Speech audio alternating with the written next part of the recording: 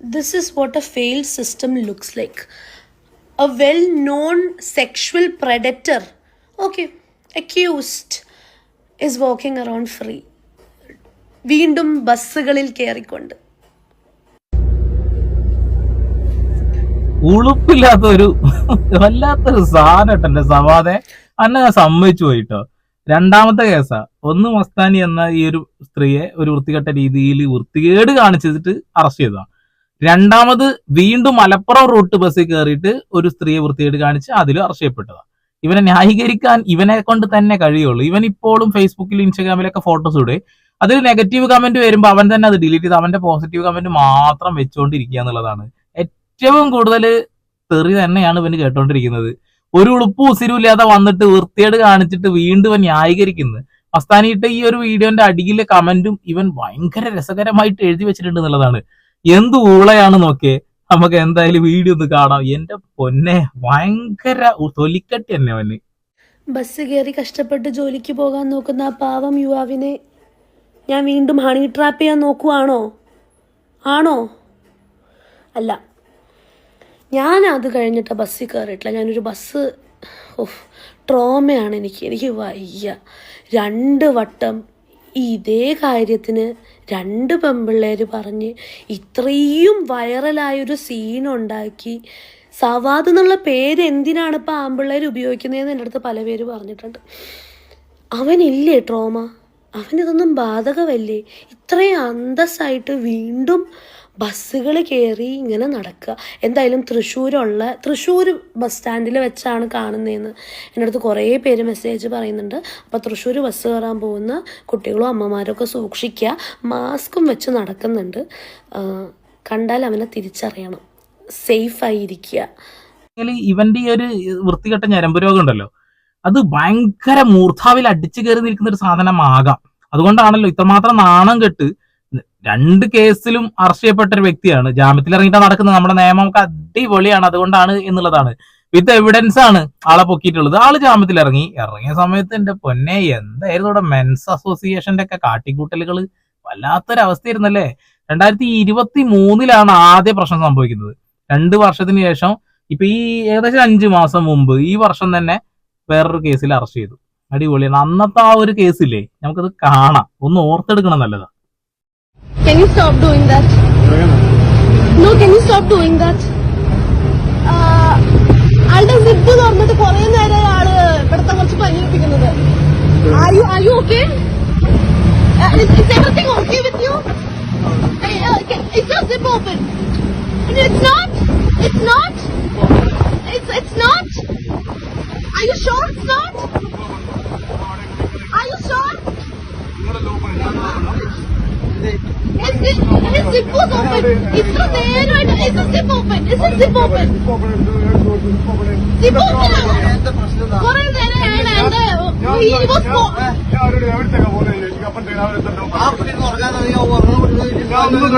zip open. I just want to know if his zip was open. Zip open ആണ്. The shit was outside. Complaint ഉണ്ടെന്ന് പറഞ്ഞേക്ക് ആളിറങ്ങിയ ഒരു auto ഓടി നിങ്ങൾക്ക് ഓർമ്മ ഉണ്ടാവും. അന്ന് ന്യായീകരിക്കാൻ ഒരു കൂട്ടം ആളുകൾ ഉണ്ടായിരുന്നു. കാരണം സിബ് നീയല്ലേ ഓപ്പൺ ആക്കിയത് എന്നുള്ള ഒരു ഡയലോഗ് ഇതിന്റെ ഇടയിലൂടെ അടിച്ചിട്ടുണ്ടായിരുന്നേ. ഈ ഒരു സാധനം വെച്ചുകൊണ്ട് എത്ര ആളുകൾ അറിയോ സവാദിനെ സപ്പോർട്ട് ചെയ്തിട്ടുണ്ടായിരുന്നു എന്നുള്ളതാണ്. അവൻ ഓടി കണ്ടക്ടറെ തള്ളിയിട്ട് മൂങ്ങി അല്ലെ. അധികം വൈകാതെ പോലീസ് അറസ്റ്റ് ചെയ്തു. ജനങ്ങൾ മുഴുവൻ കണ്ടു. ഇവിടെ ഇവൻ ഇപ്പൊ വീട്ടിലൊക്കെ തന്നെയാണോ ചോദിക്കട്ടെ. കാരണം ഇങ്ങാതിരി ഊളത്തരങ്ങളൊക്കെ കാണിച്ച ആളുകൾ വീട്ടുകാരെന്ത് വിശ്വാസത്തിലാണോ വീട്ടിലിരുത്തുക?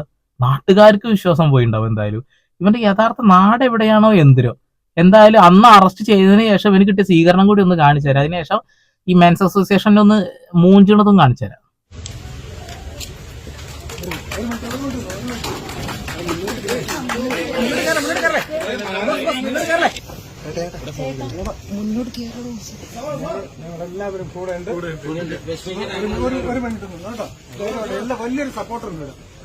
വലിയൊരു സപ്പോർട്ട് ഉണ്ട്. അവിടെയുള്ള 4-5 ആൾക്കാരെ ചേർത്ത് ഡയലോഗ് അടിച്ചത്.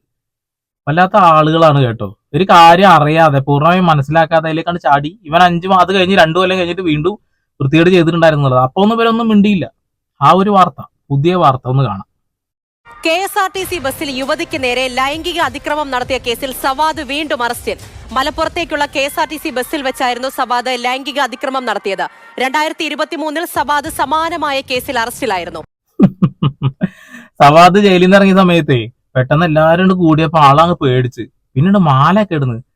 സലീംകുമാർ ആ സിനിമയിൽ പറഞ്ഞ സീനാണ് അവനെ ഓർത്തിട്ടുണ്ടാവുക. ഇതൊന്നും നാട്ടുകാർക്ക് മൊത്തം വിട്ടയതാ അതോ എനിക്ക് വിട്ടയതാ? ആ ഒരു സാധനമാണ് അവന് തോന്നിയിട്ടുണ്ടാവുക. സത്യത്തില് ജനങ്ങളൊന്നും അവനെ ഏറ്റെടുക്കാൻ പാടില്ലായിരുന്നു. വീണ്ടും ഉണ്ടായ ഒരു പ്രശ്നം. പക്ഷെ മെൻസ് അസോസിയേഷനെ പിന്നെ കണ്ടില്ല കേട്ടോ. പക്ഷെ മെൻസ് അസോസിയേഷൻ ഫസ്റ്റ് സ്വീകരണ സമയത്ത് ഒരു ബൈറ്റ് കൊടുത്തിട്ടുണ്ടായിരുന്നു. അതൊന്ന് കാണാം. ഞങ്ങൾ ഈ വിഷയവുമായിട്ട് സംബന്ധിച്ച് ആദ്യം ഈ മസ്താനി എന്ന് പറയുന്ന പെൺകുട്ടിയുടെ കൂടെ തന്നെയായിരുന്നു ഞങ്ങൾ 2 ദിവസം. ആ പെൺകുട്ടി കേരളത്തിലെ എല്ലാ ആണായാലും പെണ്ണായാലും ആരായാലും എല്ലാ പൊതു സമൂഹത്തെ തെറ്റിദ്ധരിപ്പിക്കുന്ന രീതിയിലാണ് കാര്യങ്ങൾ കൊണ്ടുപോയത് എന്നുള്ളതാണ് പിന്നീട് നമുക്ക് മനസ്സിലാക്കാൻ കഴിഞ്ഞത്. ഈ 2 ദിവസം ഞങ്ങളെല്ലാം വിശ്വസിച്ചല്ലോ ഈ കേസ് ഈ പെൺകുട്ടിയുടെ പക്ഷത്തായിരുന്നു, സവാദിന്റെ ഭാഗത്തല്ല ഞങ്ങൾ. പക്ഷേ പിന്നീട് പെൺകുട്ടി ഇൻസ്റ്റാഗ്രാമിൽ വന്ന് ഇത്രയും വലിയൊരു ഇഷ്യൂ നടന്ന ഒരു പെൺകുട്ടി അവളുടെ ഇൻസ്റ്റാഗ്രാം ഐഡിയും പറഞ്ഞ് ഫോളോവേഴ്സിനെ കൂട്ടാൻ വേണ്ടിയിട്ടുള്ള രീതിയിലാണ് അവൾ സംസാരിച്ചതെല്ലാം. അതെല്ലാം നമ്മൾ കണ്ടു. ഇപ്പോൾ അതുകൊണ്ടാണ് കേരളത്തിലെ ബഹുഭൂരിപക്ഷം പുരുഷന്മാരും സ്ത്രീകളും വലിയൊരു ഭാഗം സ്ത്രീകളും എനിക്കിപ്പോൾ പിന്തുണയാണ് വലിയൊരു ഭാഗം സ്ത്രീകൾ. രണ്ടാമത്തെ കേസിൽ ആളെ കണ്ടിട്ടില്ല കേട്ടോ. എന്റെ പൊന്ന് ചങ്ങായി, ഇവിടെ ഒരുപാട് ആണുങ്ങൾ ഒരുപാട് പ്രശ്നത്തിൽ അനുഭവിച്ചിട്ട് ജെന്യുവിൻ കേസുകൾ ഒരുപാടുണ്ട്. അതിലൊക്കെ പോയിട്ട് തലയിട്. ഇതിപ്പോ വൈറലായി കിടക്കുന്ന കണ്ടന്റുകൾ തെരഞ്ഞു പിടിച്ച് പോയിട്ട് ആളുകളെ സഹായിക്കുന്ന പേരും പറഞ്ഞുകൊണ്ട് വെറുതെ ഉള്ള വില കളയല്ലേ. ജെന്യുവിൻ ആയിട്ടുള്ള ഒരുപാട് കേസുകളുണ്ട്. അതിലൊന്നും ഞാൻ ഇയാളെ എവിടെയും കണ്ടിട്ടില്ല കേട്ടോ. അതിനുശേഷം ഈ രണ്ടാമത്തെ കേസ് വന്നപ്പോ ഇയാളെ പിന്നെ ഒന്നും മിണ്ടൊന്നും കണ്ടിട്ടില്ല. സവാദ് ഇങ്ങനെ ഇടക്കിടക്ക് ഫോട്ടോസും കാര്യങ്ങളും ഇടുന്നുണ്ട്. ഫോട്ടോസിന് നന്നായിട്ട് തെറിയും കേട്ടോണ്ടിരിക്കുന്നുണ്ട് എന്നുള്ളതാണ്. മസ്താനി പറഞ്ഞ കുറച്ചും കൂടി ഉണ്ടെന്ന് കേൾക്കാം. ഇത് വീണ്ടും വീഡിയോ എടുത്തവർ താങ്ക് യു സോ മച്ച്. എൻ്റെ അടുത്ത് പറഞ്ഞു ഒരു ബസ്സിലിരുന്ന് ഇറങ്ങി ഇവർ വാച്ച് ചെയ്യുന്നുണ്ടെന്ന് കണ്ടപ്പോൾ ഇറങ്ങി അടുത്ത ബസ്സിലേക്ക് കയറുന്നത് കണ്ടപ്പോഴൊക്കെയാണ് വീഡിയോ എടുത്തത്. അപ്പോൾ അവർ പിന്നാലെ അപ്പുറത്തെ ബസ്സിലും കയറി ബഹളം വെക്കുക ചെയ്തത്. Anyway thank you so much. അപ്പോൾ എന്താ കഥ അല്ലേ? നീ ഏതൊരു സർവേഷാ നേരത്തെ ഒരു ബസ്സിന്റെ അകത്തൊരു വെണ്ടെടുത്തിരുന്നാണ് നീ ഇറങ്ങിപ്പോയത്. ആൾക്കാർ സൂക്ഷിച്ചോണം, അവനെ നോക്കിക്കോണം. തൃശ്ശൂർ ബസ് സ്റ്റാൻഡിലേക്ക് കണ്ടിരിക്കുക. ഒന്നി പോണെ നിന്നെ ഇനി ബസ് സ്റ്റാൻഡിൽ കണ്ട. ശുഭം, സ്റ്റേ സേഫ്. ഇവനൊക്കെ അടുത്തിരിക്കുമ്പോ നന്നായിട്ട് നോക്കണം കേട്ടോ. പല ആളുകളും ചിലപ്പോ ഈ ഒരു കഥയും കാര്യങ്ങളൊന്നും അറിയുണ്ടാവില്ല. ഇവൻ ഈ മസ്താനി ഇട്ട വീഡിയോ ഒക്കെ അകത്ത് വന്നിട്ടൊരു കമന്റും കൂടി ഞാൻ വായിച്ചുതരാം. ഉളുപ്പ് തൊലിക്കട്ടിന്റെ പൊന്നെ അടിപൊളിയാണ് വേ. എത്ര ന്യായീകരിച്ചിട്ടും എല്ലാവിധ തോന്നിവാസം കാട്ടിയിട്ടും പൂർണ്ണമായി നിനക്ക് വെളുപ്പിക്കാൻ പറ്റുന്നില്ല അല്ലേ? എന്റെ പിറകെ ഞാൻ പോകുന്ന വഴിയിൽ ഇങ്ങനെ നടന്നോ? എന്നിട്ട് ന്യായീകരിച്ച് ചെയ്യേണ്ട കളിയൊക്കെ കളിച്ച് നീ പൂർണ്ണമായി വെളുക്കാൻ നോക്ക്. വീഡിയോ എടുക്കാൻ പിറകെ വന്ന മോന് നല്ലോണം പറഞ്ഞിരുന്നെങ്കിൽ ഞാൻ നടക്കുന്ന വീഡിയോ ഒന്നുകൂടെ സെറ്റാക്കാമായിരുന്നു. അന്ന് മസ്താനി ഉണ്ടായിരുന്ന ബസ്സില് കയ്യൂക്കുള്ള നല്ല ആണുങ്ങൾ ഉണ്ടായിരുന്നെങ്കിൽ ഇവൻ ഈ ഡയലോഗ് അടിക്കില്ലായിരുന്നു എന്ന് പറയേണ്ടി വരും.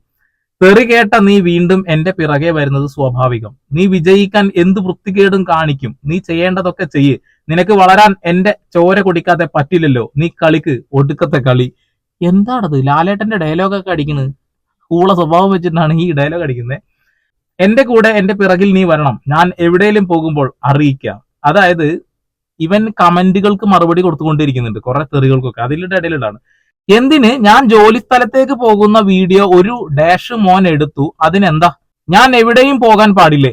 ഇവിടെ എന്തൊക്കെ വൃത്തികേട് ദിവസവും നടക്കുന്നു. അതൊന്നും അറപ്പാവാത്ത നിനക്ക് ഞാൻ ബസ് കയറുന്ന വീഡിയോ കാണുമ്പോൾ ഉണ്ടെങ്കിൽ നീ ആ ടീമിലുള്ളതാണോ? മോനെ, വീട്ടുകാരോട് പോയി ചോദിക്കട്ടോ. ഇങ്ങനെ ഒരു അനുഭവം ഉണ്ടായ ഏതെങ്കിലും ഒരു വ്യക്തി പിന്നെ ഈ ഒരു രീതിയിലാണോ പ്രതികരിക്കുക? എന്റെ പൊന്ന് ബ്രോ എന്നൊന്നും വിളിക്കാൻ എനിക്ക് തോന്നുന്നില്ല. കള്ളം. നിന്നോട് ഒന്നേ എനിക്ക് പറയാനുള്ളൂ. എടാ എന്താണ്, ഞാൻ ദിവസവും ഒരുപാട് വൃത്തികെട്ട പരിപാടികൾ നടക്കുന്നുണ്ട്. അപ്പൊ നീ ചെയ്ത വൃത്തികേടാണെന്ന് നീ സമ്മതിക്കുന്നുണ്ടല്ലോ. ഞാൻ ചെയ്തത് മാത്രമേ കുഴപ്പമുള്ളൂ എന്ന് എനിക്ക് പ്രശ്നമുള്ളൂ അല്ലെ? കൊള്ളാം, അടിപൊളി. അടുത്ത് ഇടക്ക് റീച്ച് കുറയുമ്പോൾ ഞാൻ എവിടെയെങ്കിലും നിൽക്കുന്നതോ അല്ലെങ്കിൽ എന്തെങ്കിലും എന്നെ കുറിച്ച് പോസ്റ്റ് ചെയ്യും.